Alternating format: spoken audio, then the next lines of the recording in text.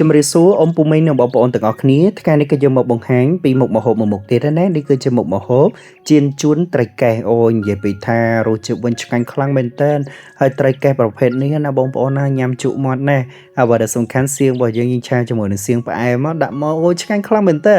ប្រើជាមួយនឹងខ្ញីខ្មែរគេហៅខ្ញីភ្លើងបងប្អូនដាក់មកនិយាយពីថាអូឆ្ងាញ់ខ្លាំងណាស់អញ្ចឹងអ៊ំពូមីងដែលគាត់មានជាមួយនឹងប្រភេទត្រីកែសហើយនឹងខ្ញីយកមកចៀនជួនមកបងប្អូនណាឲ្យមានរសជាតិឆ្ងាញ់ខ្លាំងមែនតើតែម្ដងចឹងការចែករំលែកនេះជឿថាមានបងប្អូនយើងច្រើនមែនតើដែលគាត់ចង់ដឹងណាអរគុណឥឡូវនេះគឺយើងចាប់ផ្ដើមនៅក្នុងការលាងសម្អាតត្រីកែសសិនមកបាទត្រីរបស់យើងនិយាយពីថាធំល្អណាស់ឡើងថ្លោះឡើងទៅលុចលាងសម្អាតមកទឹកហើយមកទឹកទៀតណាបងប្អូនលាងវាឲ្យស្អាតហើយត្រីប្រភេទនេះយកមកចៀនជូននេះគឺមានជាតិហ្មងវាចូលជាតិគ្នាល្អខ្ញីដែលយើងបានហាន់ហើយបងប្អូនល្អិតប៉ុណ្ណេះបំពងស្រួយទៀតមកអូយដាក់មកជាតិហ្មងហិលលក្ខណៈមួយថាឆ្ងាញ់ឈ្ងុយអរគុណចឹងអ៊ំពូមីងដែលគាត់ចាប់អារម្មណ៍ទៅលើមុខម្ហូបនេះអាចសាកល្បងធ្វើបានទេបាទនេះគឺជាមុខម្ហូបចេញពី Channel Dara Cooking តើដើរផ្សារបានត្រីល្អបាទចាប់ផ្ដើមនឹកមុខម្ហូបហើយអញ្ចឹងគឺចែករំលែកមុខម្ហូបនេះមួយជូនត្រកែបងប្អូនមានត្រីផ្សេងអាចធ្វើទៅតាមខាងខ្ញុំបាទជំរាបជូនបានដូចគ្នាណាគាត់ថាជៀនជូនត្រីកែសនេះវាមានរសជាតិឆ្ងាញ់ហើយកុំភ្លេចស្លឹកខ្ទឹមមកបងប្អូនដាក់មកបង្កើននៅក្លិនឡើងឈ្ងុយអាពេលដែលយើងចិត្តលើកចោលហ្នឹងណាបងប្អូនដាក់មកមានជីរណាទៀតរឹតតែពិសេសហ្មងបាទតែថ្ងៃនេះមានតែស្លឹកខ្ទឹមណាបងប្អូនធ្វើតាមអ្វីដែលយើងមានប៉ុន្មានយើងធ្វើប៉ុណ្ណឹងអរគុណចឹងការចែករំលែកជឿថាមានបងប្អូនយើងច្រើនដែលគាត់ចង់ដឹងព្រោះថាចំណុចខ្លះពេលខ្លះគឺគាត់ចេះដែរប៉ុន្តែมันដូចយើងអីចឹងណាតាមធម្មតាការចំអិនម្ហូបវាមានខុសគ្នាតាមតំបន់អីចឹងទៅតែបើចង់សាកលក្ខណៈតំបន់ខាងខ្ញុំបាទនេះអាចធ្វើតាមបាន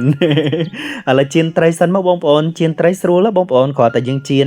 ទុកវាឲ្យវាឆ្អិនម្ខាងហើយចាំប្រែនឹងវាអត់ជាប់ខ្ទះទេតែបើសិនណាបងប្អូនយើងចៀនលក្ខណៈមួយថាមកត្រីមិនទាន់នឹងឆ្អិនផងហើយយកទៅប្រែនឹងបានន័យថាពេលដែលយើងប្រែទៅវាខូចសាច់ត្រីអស់ណាបាទធ្វើតាមខាងខ្ញុំបាទជំរាបជូននេះមកល្អហ្មងនេះបាទយើងដូរអាខ្លាញ់វានឹងយកមកសូចពីលើបាទដើម្បីកុំឲ្យវាជាប់ខ្ទះធ្វើអញ្ចេះល្អបងប្អូនត្រីរបស់យើងនិយាយពីថាឧត្តមមែនតើឥឡូវនេះប្រែបានហើយបាទមើលតែវាមកល្មមមកឆ្អិនលក្ខណៈអញ្ចឹងមកយើងប្រែមកបាទប្រែមួយហើយមួយទៀតមកអូជៀនជូនឆ្ងាញ់មែនតើឆ្ងាញ់ខ្លាំងរសជាតិវិញត្រូវជាមួយនឹងការផ្សំគ្រឿងទៀតមកណាឈ្ងុយសៀងផងបាទឈ្ងុយខ្ញីរបស់យើងផងហិងហិលហាងហើមកល្មមមករសជាតិអ៊ំពូមីងដែលកំពុងតែគិតមុខម្ហូបសូមគុំរំលងជាមួយនឹងមុខម្ហូបនេះណាហើយខ្ទឹមសគឺយើងចិញ្ច្រាំដើម្បីយើងយកមកឆាបាទដាក់មកក្លិនឡើងឈ្ងុយខ្ទឹមប្រើតែ3 4កំពឹសមកល្មមមកសំគួរតែម្ដងអញ្ចឹងមកគ្រួសារ6 7នាក់ហ្នឹងត្រីប៉ុណ្ណេះមកល្មមមកសំគួរលក្ខណៈមកឆ្ងាញ់ណាបាទក្រោយពេលដែលយើងចិញ្ច្រាំខ្ទឹមរួចរាល់អីហើយក៏យើងហាន់ស្លឹកខ្ទឹមដែលយើងបានលាងទុកមួយអន្លើមិញណាបាទហាន់វាល្អិតឡើងឆ្មិញយ៉ាងមកហាន់តែស្លឹកខ្ទឹមអីហើយតំណងហាន់ជាកង់ល្អិតប៉ុណ្ណេះមកលក្ខណៈមួយថាឃើញឲ្យតំណងពេលដែលយើងរោយដាក់ពីលើជាមួយនឹងជៀនជូនរបស់យើងក្លិនឡើងឈ្ងុយតែម្ដងព្រោះតែវាល្អិតល្អបងប្អូនកន្លែងមកមើលត្រីរបស់យើងវិញឆ្អិនស្រាច់និយាយទៅចុងភៅតតែចេះឆ្លៀតពេលបាទឆ្លៀតធ្វើលិចធ្វើកើតហ្នឹងហើយលឿនតែបើយើងចាំហើយមួយមុខហ្មងគឺមិនកើតទេបាទអញ្ចឹងតើមានជាមួយនឹងការឆ្លៀតឆ្អិនហើយយើងដួសដាក់ចានទុកមួយលើសិនណាបងប្អូនត្រីនេះយើងទុកមួយលើហើយយើងចាប់ផ្ដើមនៅក្នុងការបំពងខ្ញីបាទខ្ញីយើងត្រូវបំពងវាឡើងស្រួយបន្តិចលក្ខណៈមកសពបឲ្យមានជាមួយនឹង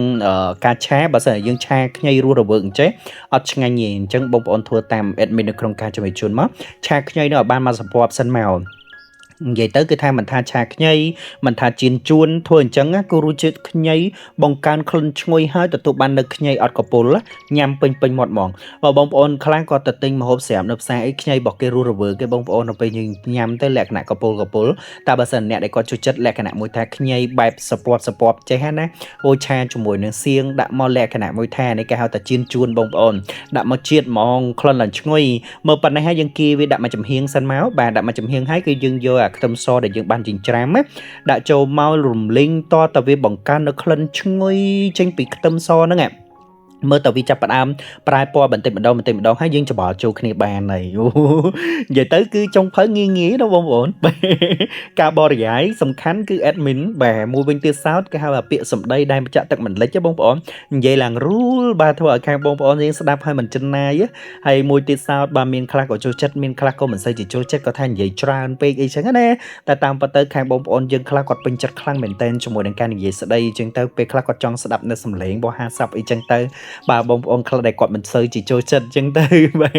មានច្រើនអញ្ចឹងមនុស្សយើងមិនអាចផ្គប់ចិត្តមនុស្សទូទៅបានទេបានខ្លះហើយក៏អត់ខ្លះដែរមាន fan ដែលគ្រប់គ្រងក៏ចូលចិត្តបាទមាន fan ដែលមិនសូវគ្រប់គ្រងក៏គាត់មិនសូវជាចូលចិត្តអីចឹងណាប៉ុន្តែអ្វីដែលសំខាន់ខាងខ្ញុំបាទអរគុណដល់ខាងបងប្អូនទាំងអស់គ្នាដែលបានគ្រប់គ្រងកន្លងមកប៉ុន្តែដាក់សៀងមកបងប្អូនហើយឈ្ងុយខ្លាំងមែនតើ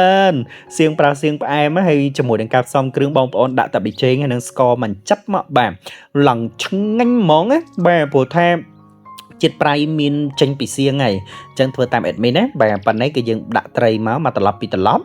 ហើយបងតជាមួយនឹងស្លឹកខ្ទឹមមករួចជាការស្រេចហើយបើបងប្អូនមានជីរណាដាក់ជីរណាវិញបាទឈ្ងុយខ្លាំងជីរណាត្រូវជាងជាមួយនឹងជៀនជួនណាបងប្អូនប៉ុន្តែថ្ងៃនេះគឺយើងមានជាមួយនឹងស្លឹកខ្ទឹមគឺយើងប្រើស្លឹកខ្ទឹមហើយថ្ងៃនេះដាក់ម្ទេសនឹងលួចយកពណ៌ឯងបើហិលនឹងហិលចេញពីខ្ញីណាបងប្អូនបាទតិចច្រឡំ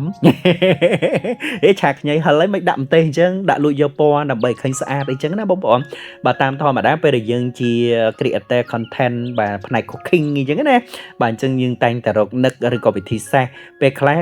រមទេសអត់បានគឺយើងអត់ប្រើអញ្ចឹងទៅតាមធម្មតាបើសិនមានស្រាប់យើងធ្វើទៅបាទព្រោះថាកលៈទេសៈដែលគេហៅថាមហូបនឹកភ្លាមធ្វើផ្លែតមានអ្វីធ្វើនឹងណាហើយត្រីនេះត្រីស្រស់ល្អត្រីទលេបងប្អូនដាក់មកមានជាតិហ្មងឆ្ងាញ់ខ្លាំង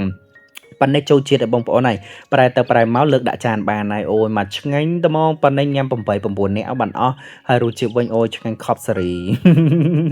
អរគុណបើពេញចិត្តចូលទៅ subscribe ឲ្យ admin ម្នាក់មួយផងណាទស្សនាវីដេអូមួយហើយមួយទៀតញ៉ើបាននៅវីដេអូថ្មីរហូតបាទជារៀងរាល់ថ្ងៃព្រោះថា admin អត់កំណាញ់វីដេអូឯផុសជូនដល់ខាងបងប្អូនក្នុងការទស្សនាអរគុណអញ្ចឹងអរគុណសម្រាប់ការគ្រប់គ្រងមែនតើហើយបងប្អូនយើងកុំរំលងជាមួយនឹង Channel Dara Cooking ណាបាទពោពេញតដល់នៅជាមួយនឹងមុខម្ហូបបន្តតែម្ដងបាទទស្សនាតាម page follow page ឲ្យម្នាក់មួយផងណាអរគុណច្រើនចឹងថ្ងៃនេះអត់មានអីច្រើនទេមានតែមួយមុខម្ហូបនេះទេដើម្បីចែករំលែកហើយសង្ឃឹមនឹងជជែកជួបបងប្អូននៅក្នុងវីដេអូក្រោយបាយបាយ